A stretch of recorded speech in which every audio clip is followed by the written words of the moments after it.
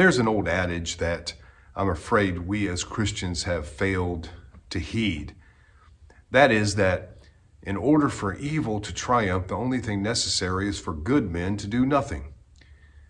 You know, I believe that oftentimes we as Christians are afraid to take a stand for the truth, to speak the truth in love as we're commanded, but to cower or just to ignore because we're afraid of what might be said about us or what might be done to us.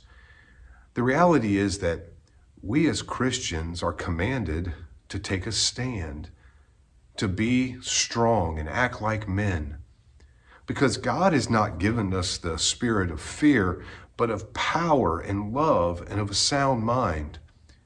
Jesus Christ is the truth, and we are commanded to spread his gospel and his truth when it's popular and when it's not.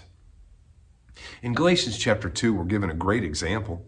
In verses 4 and 5, the Apostle Paul says that there were evil men, false brethren, who secretly snuck in among them and tried to hinder the gospel from being preached. They tried to once again enslave them to the bondage of the old law, away from the freedom that we have in Christ Jesus. Oftentimes today, we fail to do what Paul and his associates did. He says in verse 5, we didn't give place to them, not for an hour. Yes, we're supposed to preach the truth, and we're supposed to preach the truth and speak the truth and teach the truth in love.